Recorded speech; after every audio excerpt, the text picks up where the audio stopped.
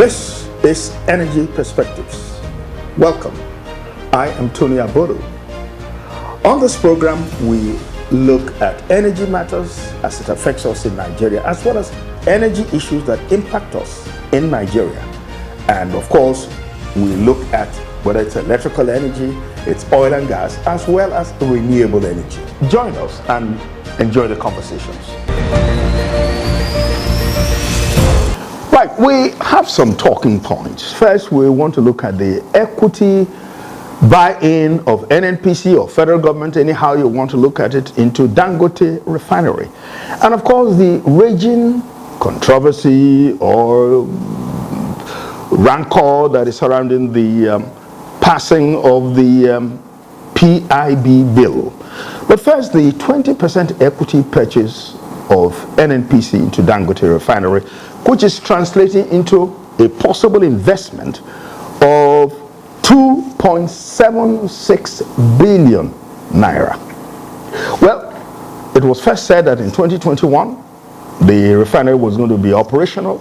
That isn't quite happening, and we were hoping that if it does, and whenever it does, that it will mean it will affect the pump price of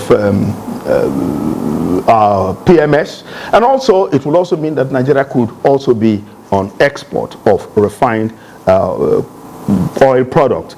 But what we're hearing is constant delays and sometimes issues of indebtedness, and 2022 is likely to be the date when the refinery is finally operational, but hopefully it does come. Well, I have with me here on the program an investment banker and a financial and business development consultant, Mr. Ibelujo. I'm glad to welcome you to the program. Thank you, Mr. Bolo. And we have a notable lawyer who, maybe he's a lawyer's lawyer. They have described him as another Plato within the arena of jurisprudence. But when he's not in his day-to-day legal practice, he's a policy analyst, as well as a lawyer in the energy and energy sector. Now, Barrister Bankwa Douglas, I'd like to welcome you to the show. Thank you for the kind words. Now, gentlemen, welcome. Now, but first of all, was the move of NNPC taking equity or proposing, let's say it's a proposal, proposing to buy into Dangote Refinery, would you consider it a national interest, or is it a bailout for Dangote Refinery, or whereas at this same point in time, the NNPC is trying to refurbish Port Harcourt Refinery with $1.5 billion, and at the same time, $1.4 billion has been approved for to refurbish Port Warri and Kaduna Refinery. So should that be the rightest move? And who should be taking this decision? NNPC? That's, in other words, the executive? Or should it be the Parliament, the Senate, and the House of Representatives? Douglas? Thank you very much for that very opposite question. Now, the thing is, you reckon that the PIB was passed in early July. And one of the provisions in the PIB is to make NNPC a private entity. Nigerians are to buy into the NNPC, and they're going to unbundle the NNPC to the different strata that they operate in the oil and gas sector. And it appears that, going with the flow, the management of the NNPC led by Mele Kari is proposing to buy 20% equity stake in perhaps one of the biggest refineries in the world. It says the largest single train refinery in the world and the largest in Africa, the Dangote Refinery. And in trying to situate the issue, I interrogated the process by going into deep research, and I came to some findings that it was born out of some analysis. You know, as you are aware, Nigeria does not refine petroleum products locally.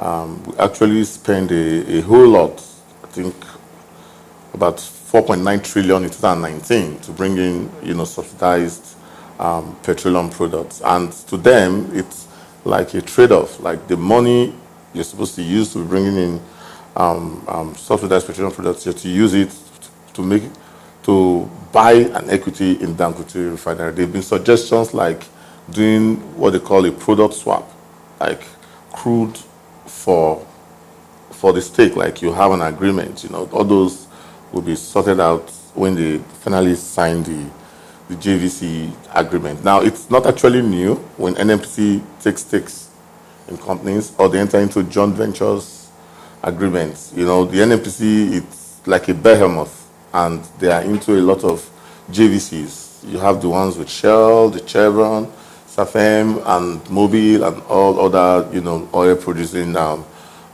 companies. But this one is particularly very interesting because the Dangote Refinery, which is in Lekki in Lagos, is going to be a watershed, being that aside the fact that its production, which is, I think it's about 650,000 barrels per day, would be able to take care of our local needs, and we'll be able to make some exports so that we can now attract the needed forex to the country.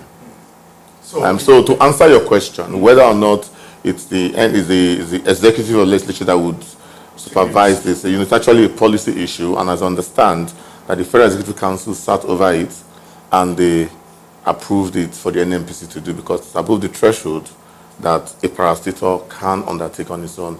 Do you know the powers of the legislature is to make laws, and pursuant to those powers, the National Assembly passed the PIB. Now the PIB is to provide the legislative framework, for them to operate. So the Federal Executive Council would have acted, even though the PIB had not been assented to, pursuant to the existing law, which is the Petroleum Act, 1965. Well, I think that's a window of perception into what has happened. That if NNPC is going to be unbundled and it's going to be like any a PLC or whatever way they want to eventually become, maybe it does make sense. So would you agree, Abel, that it's in national interest? Okay, yes. My approach of contribution will be slightly different. I'm usually an advocate of intentions and what activities that must be taken to ensure that intentions becomes action. And for a business development person, there are certain indices that must be cross-checked deeply for a decision of this kind. But the way I look at and it is the model is you must weigh the political aspect of the project, you weigh the socio-economic benefit. But it must operate as a private entity, then yes, we can set aside the political distinct. Yes, then play up more of the social economy. But from what I can find, from what is going on now, there seems to be more political consideration than the social economy. Namely, social economy means how does all this translate into the benefit of Nigerians? How does it increase the value of bread and butter on the table for the average Nigerian? So, looking at all this consideration, we are not aware, depending on how those who have taken decisions must have managed the situation, the kind of analysis it is. Let's say, for example, as a private business organization, looking at the forecasting, that's right. And the business model of in the on the long run issue. First and foremost is the valuation of what you're buying into. As far as I'm concerned, if the banks are rejecting giving further money to the organization, I have the suspicion that there are certain criteria that must have been avoided in the negotiation. I feel very strongly about that because it has been speculated, true or false, I don't know, but they say banks are turning down further giving of money to the Dangote Refinery because certain projections they went into before they decided to start the project in the first instance and not meeting the goals.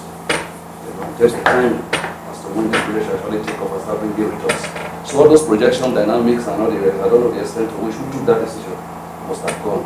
and how transparent and accountable those decisions are. So to that extent, I would just feel that the NNPC in that regard is acting as a quasi-governmental institution, which is of parlance you will call parasitic, government parasitic. And in this modern world, judging huge investment of that magnitude on more political than the economic consideration doesn't quite sit with you. Yes.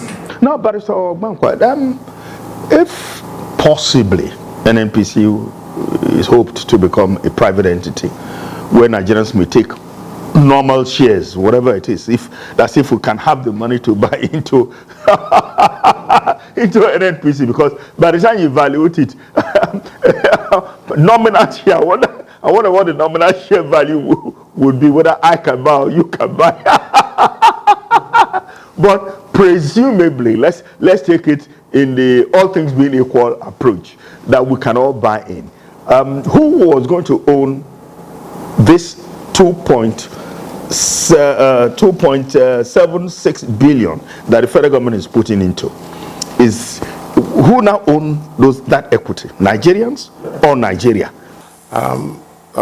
Yeah, if you bought shares, if you bought into the shares of a company, you're buying both the liabilities and the assets. So, as a matter of fact, we presume that at that point is actually an asset. Okay. Now, but I also came across credible information on this issue that when it comes to the financing, it's not as if the federal government is going to give them the money. They're also going to go to the banks to get this money. I'm talking about NNPC. They're going to be financing through the banks. Yeah, so if they're financing it through the banks, it's still like you're trying to rerule the same issue, because if the banks are not giving it Dangote, they're giving it to NNPC, or maybe NNPC has better good standing. In terms of a sovereign debt. So yeah, and I also heard something about them taking from the sovereign wealth fund to finance the project. You understand? So it does mean that they would have crossed their T's and dotted their I's before going on this particular project. There seems to be some consensus at them, meeting of the minds between me and my friend, when it comes to looking at what you see. Nigeria is deeper than you think, so there might be some underplay that we may not be aware of. So that aside, the whole investment plan looks very good in the eyes, because the way they made it seem, but like anything that is Nigerian, you just have to take it with a pinch of salt until, of course, if they started production.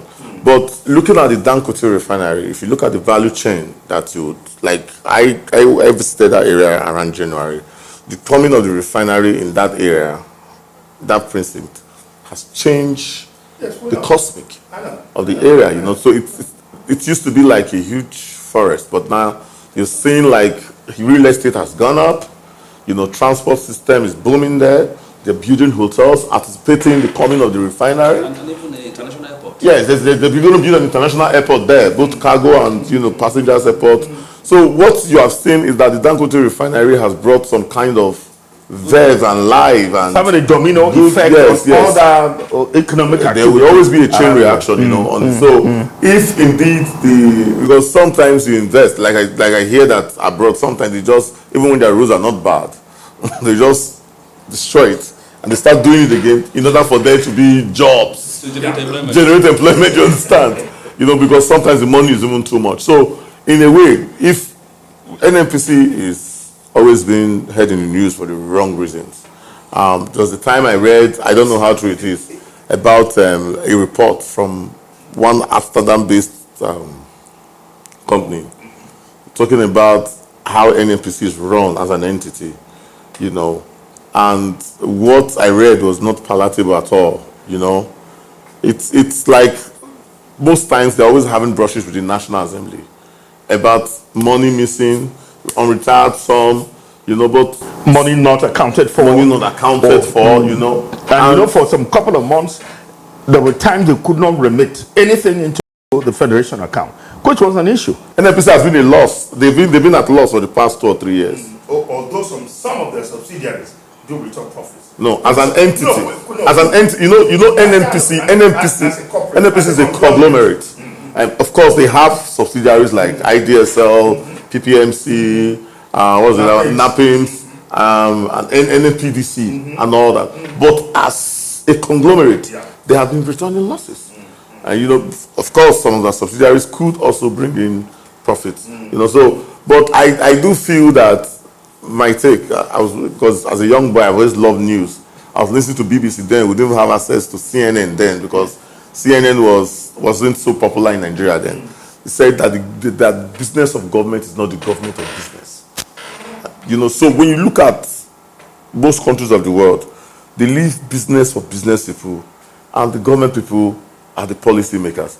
But here in Nigeria, if you look at most of the corporations, like NNPC, many people don't know that NNPC is not just a company. NNPC itself is also a regulator. Yeah. And so when you find that a regulator is in business, will you not regulate yourself into ordinarily to regulate your competitors out of business? Of course. You know, so remember the importation thing, it was an issue. Yeah. Because until everybody left and everybody only wants importing fuel. Yeah. Which is still subsidized. They are the sole importers of fuel into Nigeria, even though the fuel imported is also another story altogether. I know. No, you don't have to go there. No, we're not going there yet. Someday, maybe on this program we'll make. No, but a question some people have asked, and I think it's worth posing here, which is that considering that there are other licensed to build refineries in Akwa Ibom, in Anambra, in Bayelsa, in Edo, in Delta. Yeah. So, why did NNPC not choose to invest in those refineries rather than just going into Dangote? Now, also, I want to bring something which many people seem to have forgotten. When Sanusi was the governor of Central Bank, he raised an issue, which maybe it was one of those little lines in a newspaper report, that instead of federal government paying subsidy for fuel, why don't we transfer that money into refinery construction, which will save this country foreign exchange, save us all the anguish we've got over the years. So, has it been a wrong decision? First of all, you know, even the world is moving away from fossil fuel. Yeah. People are investing heavily in alternative energy. I watched on CNN today. Biden was signing that electric cars are the real thing right now. That from 2030, all cars being bought in America should be electric cars. And of course, in that same news report, you also heard that China is leading with electric cars. And even Nigeria has electric car in the making. Yeah. So why do we seem to be going in the wrong direction? So we tend to have wrong policy choices. Yes. So I feel that we should be investing in alternative and renewable energy, as other parts of the world are doing right now. Like because aside the fact that the petroleum itself is getting out of fashion, the world is evolving in a way that people look at climate change, gas emissions, and the greenhouse effect. So that is another story on its own. That is why you see that the drive out of fossil fuels is beginning to weigh down. People are saying, okay, aside the fact that we're going to drive our cars, we have to leave an environment for our children to inherit. You know, you hear of the ozone layer being eroded, that depletion of the ozone layer and all that, the Kyoto Protocol and all that. So we also need to move with the world. I think Nigerian policymakers should learn how to think outside the box. We're just straight jackets. You know, we're just like, okay, like the Nigerian budget, quote me, it's what's it called? Copy and paste. Yeah. Sometimes they will make mistakes. You understand? The budget for this year, it's the same system. They just carry it and say, okay, how much I will put? Last year we put 700 billion. This year, how do we put? Okay, 800 billion. It's the same project, the same template. you should be, when you drop a budget. I run organizations, when we drop a budget, we have some things in mind. That's okay. This is what we want to achieve. This is what we want to change. A budget, because like someone said, he said budgeting is governance. It's the budgetary process, and Nigerians do not take keen interest in looking at the budget. I agree. So many times we're either watching BB Nigeria, or we are watching something online that's making us laugh. Nigerians should. We're taking our eyes off the ball. Yes. Now, just one last thing before we leave the Dangote refinery and move on to the PIB, which I mentioned at the beginning of this show, which is that why is Dangote building such a huge refinery when we know that even Nigerians as a people, we're not too good in large-scale systems management? And maybe this is what is making the thing roll over. Project management calculations are going awry. Financing is running into trouble. So what is it, just being a megalomaniac or what? What's driving this big refinery? We have this complex in this part of the world. Wanting to do things just to impress. I don't know whether that could be a variety factor in decision behind the mega size of the Dangote refinery. But again, he has tried other things before that he's considered with. The cement, sugar, and all the rest. So he is just feeling that he needs to be at a higher level, believing that he's the richest man in Africa. No, not that. In economics, sometimes there's benefit of economy of scale. Which will bring down the product. That's the product that we are selling in the market. Okay, so maybe that would be a driving factor. And again, we have enough crude oil to mine or to refine. So that would be the mistake. But again, Nigeria also, we are a very large population, and there is underexplored consumption in our neighboring countries, really from Central Africa, Burkina Faso, the landlocked areas, up to Cameroon, Niger, Liberia, and others. These are small countries anyway, but if you aggregate their consumption everything plus Nigerian own consumption, they thought they had a ready market. So if you look at the economics of it, it's good, but before you get the refinery to that stage where you can start enjoying the benefits, I think something has gone wrong there. That is why you see the take-off time, but also the take-off time is next year. Towards the end of next year. And it was supposed to be the end of this quarter, the last quarter of 2021. Now roll over to 2022. So it won't be early 2020. So I'm beginning to feel that something has gone wrong and it has not been addressed. That is why, for one reason, I just feel why does NNPC want to get involved? Because if you invest in equity, this is not joint venture, this is equity participation. Yeah, it is. What that means is both the liability and the assets. So, and people are beginning to feel, like Ella mentioned, that is that there is a problem somewhere that the federal government is trying to take off the heat, from Dangote, as an institution, not as a person. That is one aspect. And then the decision, like I told you, for an economic decision of this magnitude, I think that those who have taken the decision to carry out this investment must have done their homework. But the signals we are seeing doesn't seem, to portray that somebody has sat down and thought out, this process. Then again, if it is not attractive, there are other areas they would have looked if that what is looking for money. It is very viable, although in the media now they are saying that there are some groups in the Middle East and the Western Europe who are indicating interest. They actually mentioned four different companies who are also wanting to invest in Dangote refinery. But whether this is just a media hype, we don't know yet. I see there's competition to invest, to justify NNPC taking the right decision, to move, to have a first mover advantage. So there are a lot of questions begging for answers. So I believe that those who are driving this initiative within NNPC conglomerate are able to take their time and explain to Nigerians so that we can all be convinced that this is a wise decision or not. But that doesn't seem to be happening and nobody's thinking about that. They feel as an entity, we are taking a decision for the best interest of Nigerians. The source of the funding, they are neither here nor there. First, they said they are going to borrow the money before the decision had to now go to the sovereign fund. They will borrow the money, and the proceeds for the repayment of that loan will be generated from The refinery. Okay? When the refinery is going to take off, we don't know yet.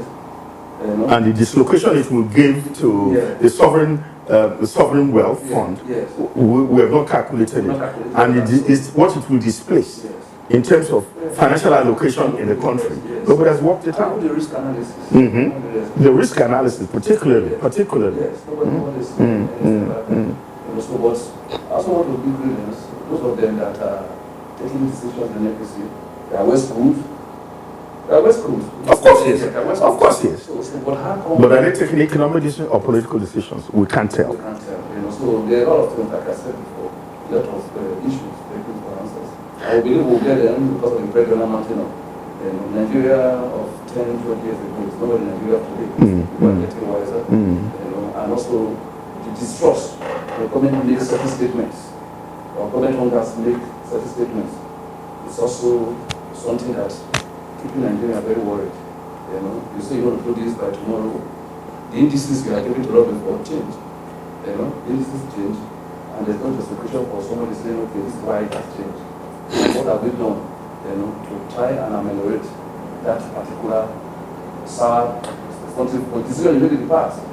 Really turn out well, and you are not taking a counter decision to try and correct, and actually looking at the antecedent of NNPC. Don't forget, this same DANGOTE, as an institution, bought over one of the refineries in Port Harcourt and paid for it. But because of public outcry, he had to return that money. They had to return the money to him. Because the Blue Consortium, he formed the Blue Consortium along with Otedola to buy Port Harcourt Refinery, but the money was returned. But it was not because they didn't want to invest in it. It was an advice by Obasanjo. But then it turned out that those who were working inside or some other interest wanted the money returned because they said they can make Port Harcourt Refinery work. But it did work, it didn't work. But it's all like they say, all is history. They've approved money now for turnaround maintenance. I don't know about turnaround. What we know is a refurbishing of. They call it turnaround maintenance. No, whatever it is, whatever you want to call it. And if you turn town around, it's ATM. Anyways, thanks very much, gentlemen, for coming on the show. The next time we get together, we'll be looking at the PIB and the rancor and the suspicion and the furore it's created. But thanks so much, gentlemen, for coming. Pleasure. My barrister, the Plato of our times. Thank you for your kind words. It's quite a very refreshing moment. Thanks for coming on the show. I enjoyed myself thoroughly. Thank you so much. And our financial and development consultant and investment banker, BAILOUT, thanks for coming. This has been Energy Perspectives. We hope you've been better enlightened on some of these issues. I'm Tony Abodo. We hope you have an energy-filled day.